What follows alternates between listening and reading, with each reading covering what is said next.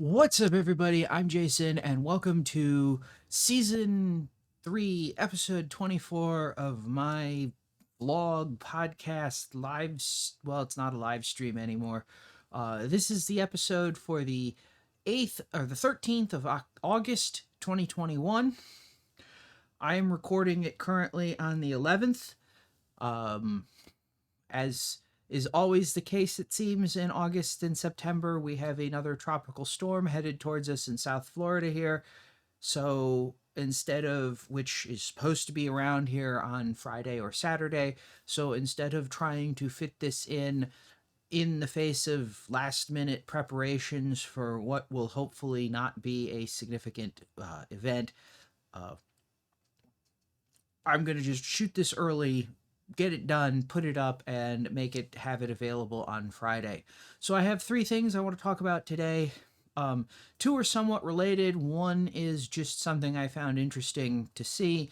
But the 3 things are the 2020 global camera share market numbers according to Nikki, I think is the way it's pronounced. It's, I believe, a Japanese market share analyst company. Further specification leaks on the Nikon Z9 that have leaked in front of or ahead of the release, and the results of Canon or the Digital Picture, Brian at the Digital Pictures tests of Canon in-body stabilization versus Sony in-body stabilization. So we're going to start by talking quickly about the global market share numbers. Now, according to the company that did this, I'm getting this via Canon Rumors, but I'm pretty sure it's been posted on all the major rumor sites by this point. Due to COVID, supply shortages, drops in demand, people being laid off, the whole shoot and match that COVID brought in 2020, the entire global camera market sales rate was down about 40%, which, to be quite honest, is not unexpected or really out of what I would have expected.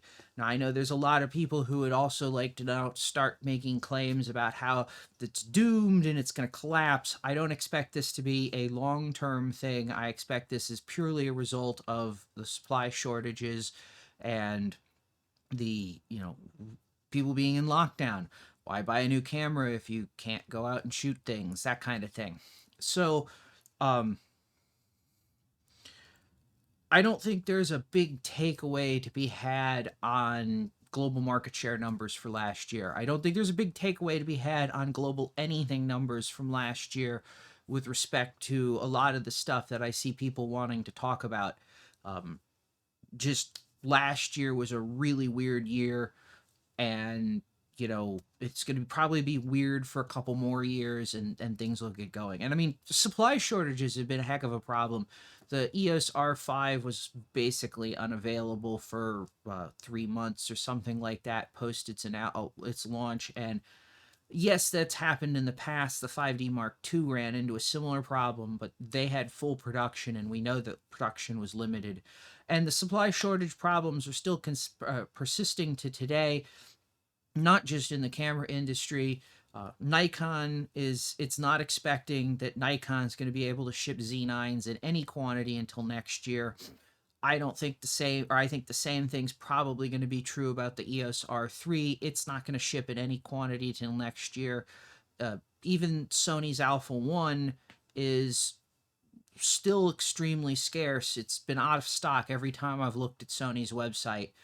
So it's just supply shortages, and you see it in the computer industry with increased prices on CPUs, motherboards, graphics cards are absolutely through the roof expensive. I was looking at, and hopefully those prices will be coming down, I was looking at upgrading to a NVIDIA RTX 3060 from my 1060, and the cards are supposed to be listed at $399, and the prices on Amazon are between $1,000 to $1,200 by third-party sellers that are just trying to basically, well, some people would say scalp, and some people would say cash in on the demand/shortages. Anyway, What was interesting looking at the global market share for camera stuff last year is the way things were playing out percentage-wise.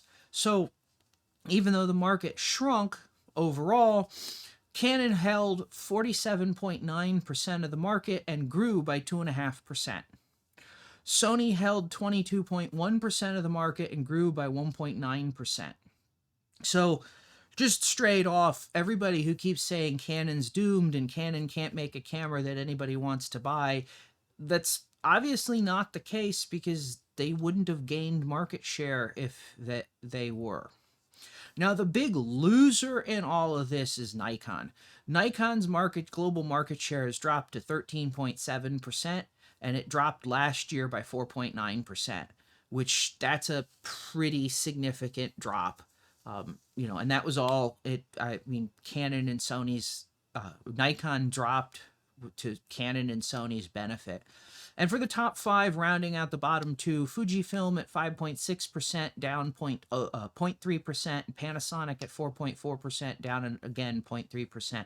Fujifilm and Panasonic, by and large, are just holding even. So what I thought was interesting here is Canon and Sony are obviously both growing. They're getting more of the market share, and I think, looking like especially at last year, what was being released, the R5, the R6 were very interesting, compelling mirrorlesses from Canon. People want to debate, obviously, how compelling and how interesting and just how much it fits into their specific line, but they are very much pure-built mirrorless cameras. They're not interim stopgap measures that are trying to be used to hold things over, which is the case really if you look at the Nikon Z6 and Z6 II and the Z7 and Z7 II. If you look at what the capabilities of those cameras are, they're really more akin to like the EOS R and the EOS RP, where Nikon and Canon, respectively, took essentially DSLR sensors, put them in a mirrorless body, and worked within the limitations or capabilities that were existent in that sensor design. So, with the EOS, with Canon side of things, they had pretty good or really good, essentially, on-chip AF with the dual pixel AF. So that wasn't a huge issue, and they apparently had pretty good readout capabilities for doing the autofocus and whatnot. So the RP or the R and the RP were not crippled compared necessarily to, that much, at least compared to their DSLR counterparts, or the sensors, the DSLRs that were donating sensors essentially. But the same on Nikon side of things, the Z6, even the Z6 II and Z7 II, they, looking at the specs, they don't feel like they're working quite right, or they're on feature capability parity with the competition. So with Canon's offerings and especially with Sony's offerings. And I think we're seeing that in the market share. People are leaving Nikon. People aren't buying Nikon. I can't say people are leaving Nikon, but the market share numbers are saying people aren't buying Nikon. And it really wasn't that long ago when Nikon and Canon had 45-ish% of the market each, and everybody else was the small-time, competitor. Another takeaway here is, I keep seeing this, and I talked about this in the EOS R3 in last week's video when I was talking about the EOS R3. Canons need to, there's this perception that I see, especially on sites like Canon Rumors, that Canon needs to be like rush. They have to be super urgent. There's this massive perception that Canon has to push, get everything, get something better out, beat everybody, do everything, make a camera that's the ultimate camera for every user that doesn't cost any money and whatever, or they're going to be decimated by Sony. And what we're seeing from the actual numbers is that yes, Sony's growing.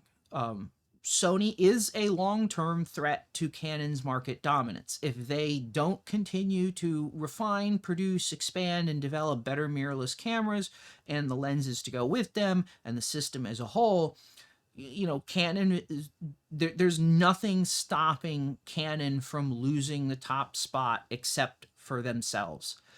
They can certainly keep it if they want to, you know, if they intend to put the time, effort, resources, R&D, etc. into developing their mirrorless cameras. And quite honestly, it feels to me like that's what they're doing. And it feels to me like in the case of the R3, Canon isn't trying to make every camera be everything to everyone. They understand that there are niches, they understand that there are people with specific needs, and they're completely willing to focus and release products that target specific niches and the specific users and their needs. And quite honestly, it doesn't look like they're wrong. Their gain in market share, to me, strongly indicates that Canon is definitely doing something right. Okay, so as I said, Nikon was the big loser last year in terms of market share, which brings me to the second topic, the Nikon Z9 spec leaks ahead of the release, the formal announcement of the camera. Now, this comes from Nikon Rumors, and I'm only going to touch on some key points. As with all high-end cameras or even mid-range cameras these days, there's an absolute sort of massive pile of features and capabilities. And when you start talking about cameras with like 1,000-page manuals and stuff like that, and everything, they can shoot movies, they can shoot, you know, stills, they can shoot this, they can do that, they can do the next thing. The short of it is there's no real convenient way to talk about all of the everything that it can do. So I only want to touch on some key points. It's confirmed it's going to be 45 megapixels. Not terribly surprising. Nikon said this, you know, we had this going, and you need to have at least a 44.8 or 45 megapixel sensor to shoot 8K video, and I'm pretty sure, if I recall correctly, that last year they were saying it was going to do 8K video. There is some indication that it may shoot at 120 frames per second or 160 frames, or maybe 160 frames per second at low resolutions. Now, I say low resolutions. The Nikon Rumors thing says small file sizes 6 megabit. At least they have the abbreviation for megabit, a capital M with a little b. That might mean megabit. A 6 megabit file would be about 750 kilobits, which is a fairly reasonable size for a like 4K-ish resolution JPEG or something to that effect. They might have meant megabyte, but I don't know if that really makes sense. And talking about file sizes here, to me, doesn't make an awful lot of sense at all in terms of like bytes or whatnot. Megapixels seems to be a more reasonable thing to talk about. And the reason I say this is I'm dubious of the idea that the high frame rate, the 120 or 160 or whatever frame rate mode, is going to downsample a 45 megapixel sensor output to some small file size. More likely, it seems to me like it's going to be a windowed shooting mode, or it's going to be a line skipped video mode or something to that effect. So in that case, 6 megapixels kind of makes sense as a reasonable number. 4K resolution is about 8.3 megapixels. So it seems like it would be reasonable to, you know, have a windowed or downsampled 4K still mode, which, to be perfectly honest, as much as it sounds like a really impressive number, and not knowing having anything else made or set out about the camera, you can already do that on the R5. 120 frame per second, 4K. It's all eye compressed. You can pull frames, individual frames out of the video. Yeah, now yes, it's not 12-bit or 14-bit. It, you know, raw. It's compressed video. So there's a possibility that there's a broader feature here or a better feature here, but then you would also expect potentially that on a pro top of the line camera, they might have a better feature than say the R5 has for this kind of thing. Or they could just be implementing it the same kind of way, but like stuffing the frames in raw files instead of in video. It's not entirely obvious what they're doing or how they're doing it. And it, you know, it would be interesting to see if potentially something like this could be added to the R5 as a firmware update, simply instead of dumping the video, the 4K video feed into a 4K 120 video feed into the compression, the video compression stuff, just dump it into raw files and then dump that into the onto the card. It would certainly require higher bandwidth. You would definitely need to be shooting this to the CFast card, not a or CF Express card, not an SD card. In the case of the Z9, that's not a problem. It's dual CF Express, so you know that is what it is. That said, I'm not entirely sure I completely understand the need for this kind of capability. And I see photographers all over the place talk about how important 30 frame per second shooting at full resolution is or whatnot. And I'm going to just have to take their word on that. It has never been my experience in shooting wildlife or shooting anything where I run into photographers saying how important it is for them to have 30 or 40 or whatever frame, you know, like super high frame rates at full resolution shooting stills.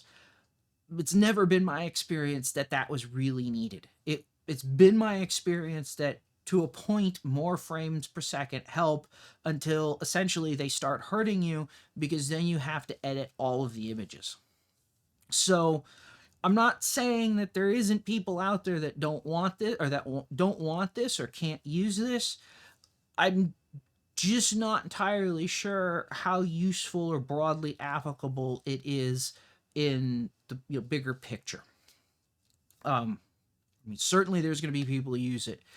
But then again, I don't shoot JPEG and I don't downsample into camera to low resolution images. And I know there's photojournalists out there that do that because it makes the turnaround faster and it keeps them under their press agency's file size or file dimension limits. Another nice feature that the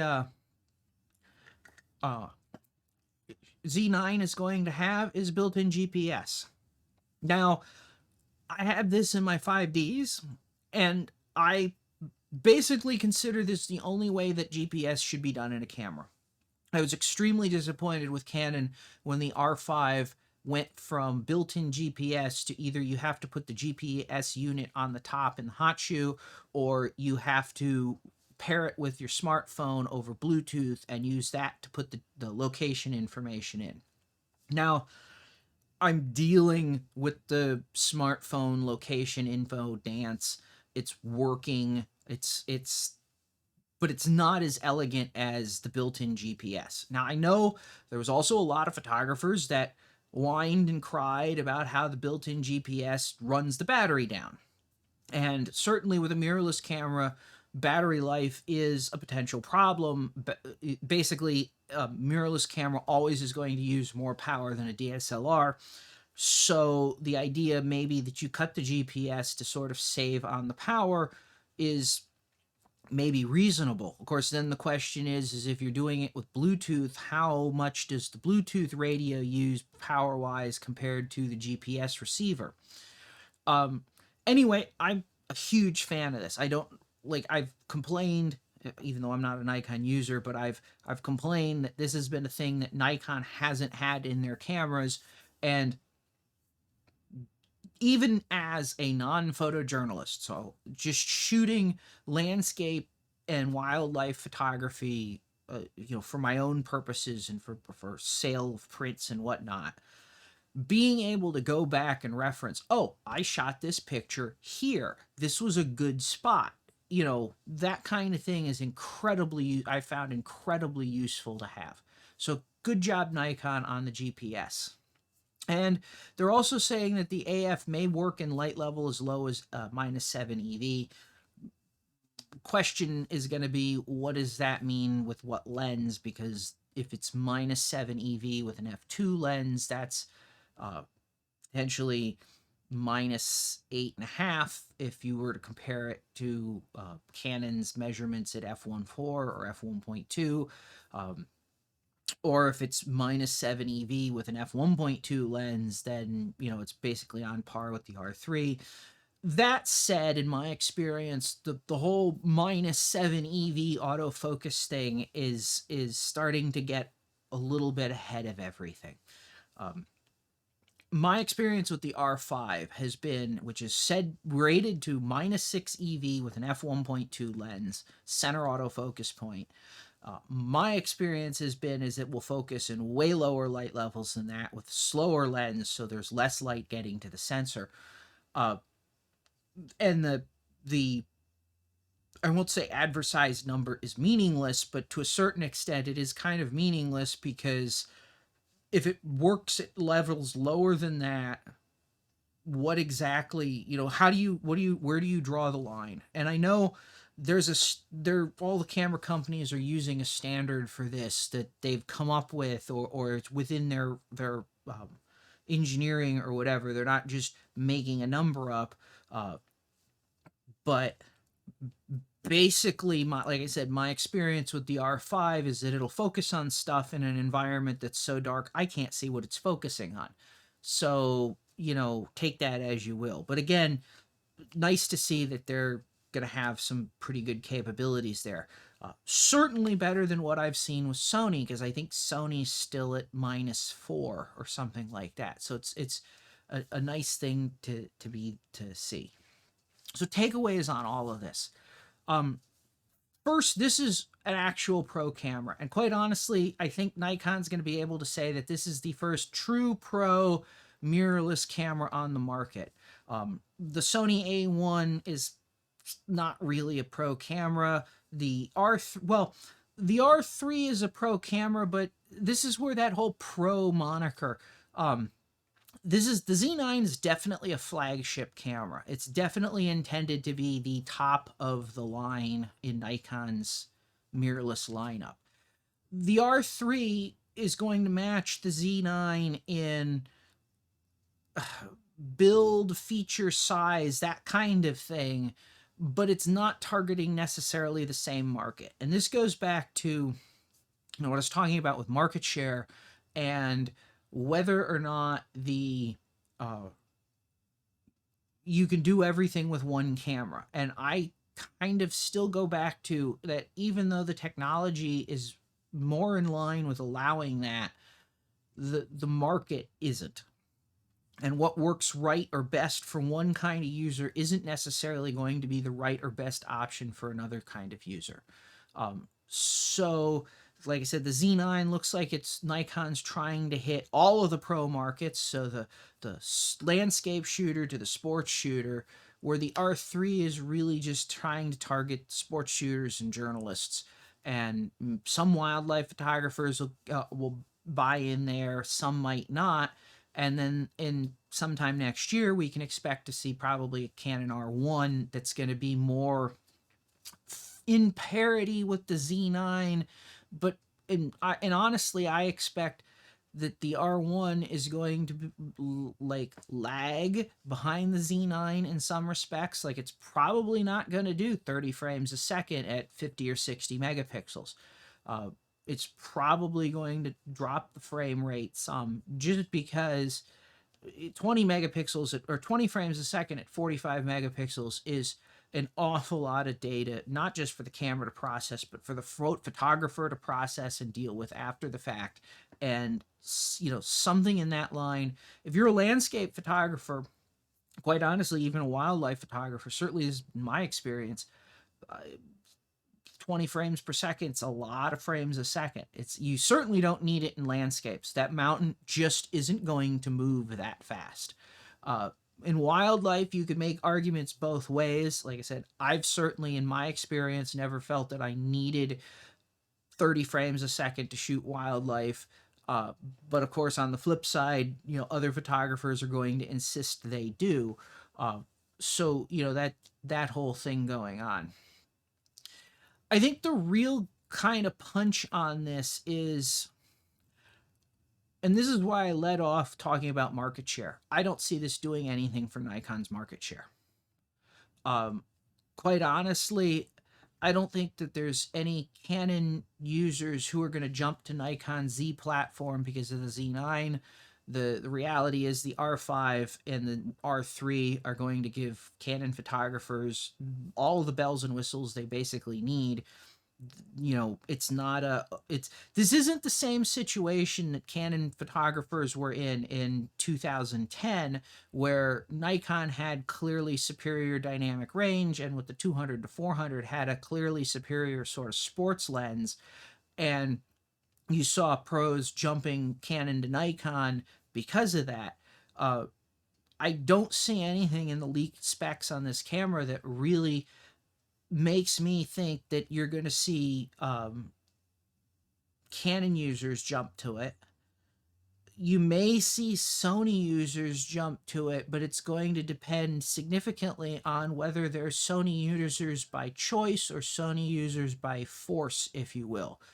So much like in the early 2000s or late 2000s, early 2010s, a lot of professional Canon photographers jumped to Nikon because they had better gear. And as soon as Canon caught up and had feature parity or better than feature parity with the 1DX line, they all jumped back to Canon. And, you could see it if you watched the sidelines in NFL games. They went from lots of white lenses to lots of black lenses for Nikon, and then back to lots of white lenses shooting Canon, and to a lesser extent Sony, but that's only been in the last couple of years.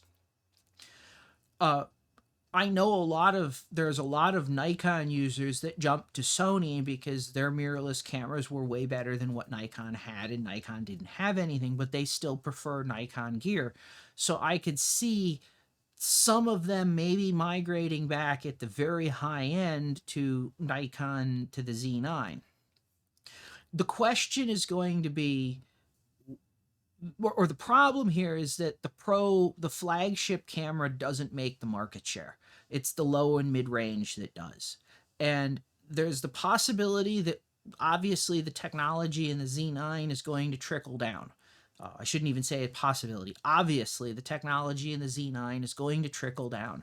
The question is going to be, how many years is it going to be before we see a Z6 III and a Z7 III? And when those come out, how are they going to stack up against the R6 II, the R5 II, the A7, R7 or 8, or whatever Sony's on by then?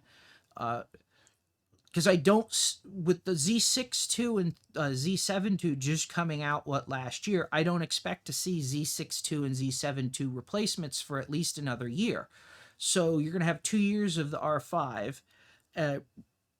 I would not be surprised to see Canon doing fairly significant midterm firmware updates for the R5 and R6 if they can, just because it keeps the cameras competitive for that much longer. But almost certainly the R5 II and R6 II are already starting to be worked on behind the scenes, because, as I've said previously, things like sensor development, they don't happen in 6 weeks.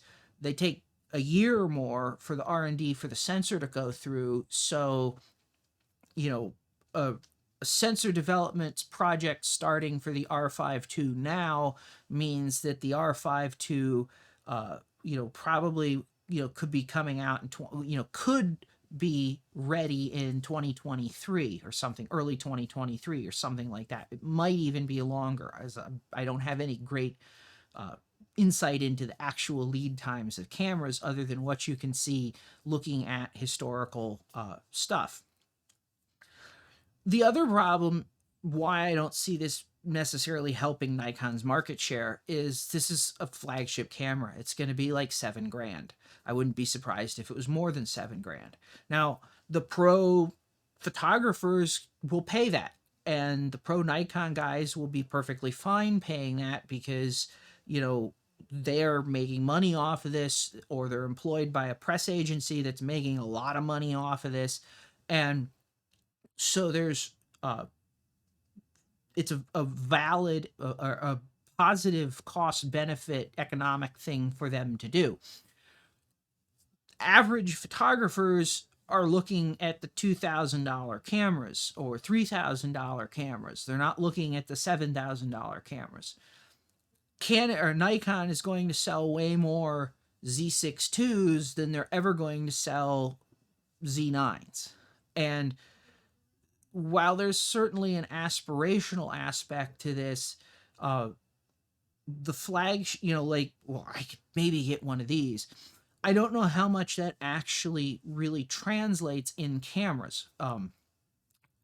I've always looked at Canon's cameras, and I've always there was a long time where it's like, oh yeah, I'd like a 1D or 1DS or whatever, but then double the cost, and maybe, you know, like especially like the 5D Mark IV was such a sweet spot for me of resolution and image quality and frame rate that going to a 1DX at 50% lower or almost or 33% lower resolution just to get a little bit more frame rate didn't make any sense. And that whole aspirational thing, especially I think once you start looking at cameras as tools, I don't I've never aspired to have a better screwdriver. I've aspired, you know, or a, you know, like, yeah, I've never really aspired. Like, I have screwdrivers that work, that don't break. They're not bad. They're not horrible quality. I've never aspired to have $100 titanium screwdriver just because it's out there, and I've never bought a brand of screwdrivers because they have $100 titanium screwdriver that I could aspire to.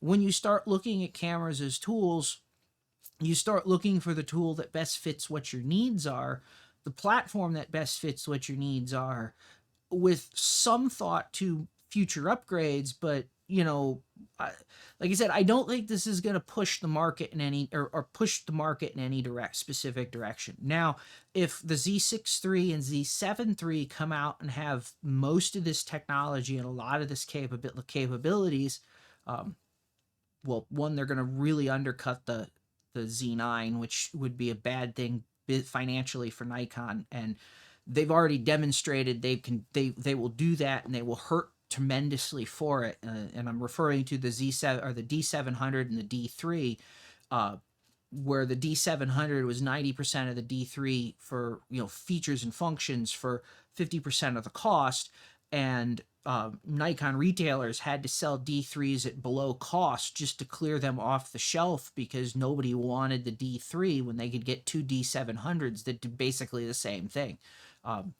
That's not a good situation to be in as a business. You don't want to have people selling at a loss your products, or having to sell your products at a loss just to clear shelf space.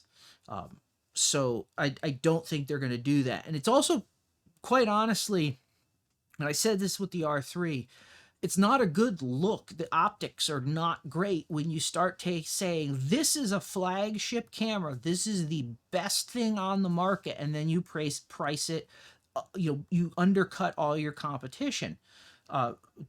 People start going, why are you doing that? If it's such a good camera, why is it not priced like that? So, like I said, I expect this to be $6,500, $7,000. It could be $6,000. It's probably going to be more than an A1. It's definitely going to be more than an R3. But again, R3 is not trying to target that flagship, top end market segment, and so can get away with a lower price tag without reflecting or carrying the connotation that Canon can't afford to make or sell the camera at the price that they ought to be selling the camera. They have to undercut. It's a slightly different situation. Anyway, let's jump on to the last thing here, which is Brian at the Digital Picture has done a semi-comprehensive test of Canon's in-body stabilization versus Sony's in-body stabilization. And I found this to be very interesting, and not at all because Brian found Canon's IS system was better. I kind of had the same assumption that Brian had when he started the project, which was that Sony has been doing in-body image stabilization so much longer than Canon that they would just have figured it out. They'd have better mechanisms, they'd have better processing, they'd have better algorithms, everything would be better, and it would just be better. So in my mind, when I read the headline, I was thinking, okay, best case, feature parity, worst case, Sony's going to be ahead, but that's kind of, I think, what I would have expected for, what do I want to say, somebody who's been a company that's been in the market doing IBIS as long as Sony has, versus Canon, where the R5 and R6 are really the first cameras that they've implemented this in. Which floored me when Brian found that his R5 outperformed his A1 by between 1/3 to 2/3 of a stop. He could get up to 2/3 of a stop better shutter speeds, or slower shutter speeds with the R5. Now, he did these tests with a 50 f1.2 lens. He used the Canon for the Canon, the Sony for the Sony. Neither of these are image stabilized lenses, that they rely on the camera stabilizer. So this was a fair test as far as I'm concerned in terms of lens to lens. I'm also going to say it was a fair test in terms of resolution. The 5 megapixel difference between the R5 and the A1 just doesn't matter. It's not a 50% resolution change. It's not anything that's significant enough to where you're going to look at the output from, or the A5 is going to be handicapped significantly, or probably even really at all, because of its higher resolution. The other thing to understand about this, and this is the thing to understand about image stabilization regardless, is there's a reason that the advertising is up to N stops. It's not 8 stops of shake reduction, it's up to 8 stops, or whatever it may be. And the reason is that your mileage is really going to vary. Whether you're, based on, well, like, did you just run? Are you running up the side of a cliff? Are you, how stable are you that day? How stable are you as a person in general? Are you shaky? Are you not shaky? Whatever it is. The CPA, or the CIPA, the Camera and Imaging Product Association, CIPA, they have a standard shake test. I've looked into this because I was going to do a video on it, and basically they put a camera in a mount, and they with a lens, or the setup that's being tested, and they vibrate the shake table using a series of basically sine wave inputs. So there's if I remember correctly, there's a low amplitude or a high amplitude long wavelength or low frequency signal, and there's a low amplitude high frequency signal, and this is supposed to mimic the movement that people have when they shake, or for camera stuff. How accurate is any of that? And then they take the images that they shoot, and there's an evaluation criteria that's defined as what's sharp enough, basically. Now, the plus of all of this is that the shake testing it's standardized. It applies to everybody. So if Sony advertises 7 stops and Canon advertises 7 stops, they should be the same. You should get regardless of whether you can personally get the 7 stops that they advertise in the up to 7 stops, you should get the same performance from both cameras or lenses, in theory. And this is, I mean, that's the idea. This is supposed to, the CIPA standard shake test, camera shake test, or image stabilization test is supposed to be a baseline that companies can all, where all companies are coming up with the same numbers. So somebody isn't coming up with, well, ours is 10 stops, and they just make to define how blurry the picture can be is unacceptably blurry, or differently blurry from somebody else who's saying it's like 6 stops or something like that. And so I'm not, there's a lot of, this is the other problem, and this has like nothing necessarily to do with CIPA, or nothing to say, you know, bad about Brian's tests. The other problem is you have a lot of variables here, and he fully admits that this was a subjective test that had a lot of data that didn't necessarily mean a whole lot of anything. Weight matters, focal length matters, weight distribution matters, your fatigue levels matter. So there's lots of things in here, and how much the weight matters is going to vary hugely depending on who you are. Are you a 240-pound strongman or bodybuilder that can, you know, bench press 500 pounds? You may get way better, you know, stability out of a huge heavy lens like a 600 f4 or something than a 160-pound, you know, generally okay fitness but not necessarily fit person, you know, photographer. That's all going to count round into this, and so there's all of these variables. Like I said, weight distribution matters. This is one of the problems that sort of comes up again and again, people talking about Sony cameras. The bodies are so small and light that the lenses become front heavy, and that weight distribution shifts how stable you can hold the whole platform. It's part of the reason I put battery grips on my cameras.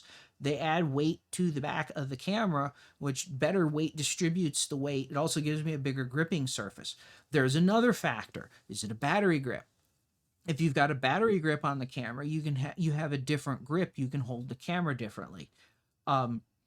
So image stabilization is a complex thing, and my takeaway from all of this is not that Nikon or Sony isn't, or Canon beats Sony, because to a certain extent, a 1 to 2/3 stop, a 1/3 to 2/3 stop difference really isn't a win or a loss. To me, it's a tie. I know there's a lot of people out there that are will no, it's well, I mean, technically it's a win in this test. What this actually tells me that I thought was really interesting is Canon didn't need an iterative process to get IBIS to work. The IBIS in the R5 apparently works. It works as well as the competition that has been doing IBIS for years and years and years. And maybe I shouldn't be surprised by that, because it's not like IBIS is fundamentally different from shifting a lens element. You're still measuring the camera movement due to shake and moving something to compensate for that. So maybe this actually shouldn't be as surprising in some respects, or I shouldn't be as surprised by this in some respects anyway, because it's image stabilization. And if you've got a good algorithm for dealing with it, and you have the soft or the hardware that can process things fast enough to deal with it, then it shouldn't really matter that much whether your stabilizer, you're stabilizing the lens by moving the lens, or you're stabilizing the image by, or I should say the image, not the lens. You're stabilizing the image by moving an element in the lens, or you're stabilizing the image by moving the element in the sensor, or the sensor itself. So anyway, that was kind of the interesting stuff that I ran into this week that I thought was worth talking about. And if some of this stuff was interesting to you, you know, or you have a thought on it, please leave a comment and drop a comment in the comment section below. If you found this at least interesting or insightful, please consider smashing that like button. Please consider subscribing. And as always, thanks for watching, and I'll see you next time.